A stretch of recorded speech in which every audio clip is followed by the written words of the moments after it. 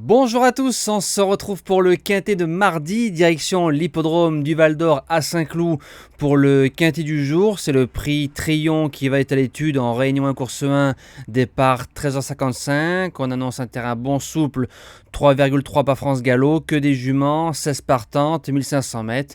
Quintet une fois de plus très ouvert. On va d'abord retrouver les résultats donc de vendredi soir, d'hier soir. On a un tiercé écarté quintet en 7 chevaux, course par course. Il y a eu du bon et du moins bon dans la Réunion. Les jeux du quintet ont bien marché et nos deux repérés numéro 1 deuxième et repéré numéro 2 qui s'imposent. Donc de ce côté-là, on a fait un 100% de réussite. C'est parti pour la sélection de mardi. En base gagnante, le numéro 12 Terre de Guerre qui a couru 2 quintets, qui a fait 2 fois l'arrivée. Je m'explique. Le premier avec un sale parcours, la jument a fini 3e. Ensuite, le deuxième quintet avec sa corde numéro 16, la jument a fait une très belle ligne droite. Elle sera avec la corde numéro 2, elle sera bien lotie. Jument qui est bien placée sur l'échelle des valeurs, elle est en 36 et c'est une potentielle lauréate dans ce quintet-là. En deuxième base, le numéro 8 Fredja qui reste sur 2 podiums de 3e lors de ses 2 dernières sorties dans les quintets plus. Le 20 mai, elle s'est retrouvée trop loin, on a bossé son moral, la jument a bien fini. J'ai envie de vous dire que si on la monte à mi-paquet, la jument sort pas du couplet gagnant. Pour les chances, je vais tenter un truc avec Carelia, malgré sa corde numéro 15. Premier quintet en 36 de valeur. Fin janvier, elle croisait le fer de Alcanor et Calas, 2 chevaux qui ont fait l'arrivée de quintet récemment. L'année dernière, elle battait Hoxton du côté de Vichy.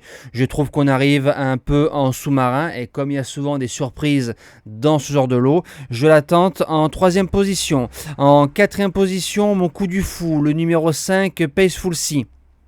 Premier quintet, premier handicap, tout type de terrain sur le gazon. Donc ça, c'est toujours un gros avantage. Récemment, son propriétaire l'a défendu à hauteur de 37 000 euros. Alors déjà, quand on met entre 15 000 et 20 000, c'est une somme. Là, il a mis 37 000 pour la garder. Et je me dis que si on a mis 37 000 euros sur la jument, c'est qu'on essaie tout de suite un petit retour sur investissement, si je puis dire.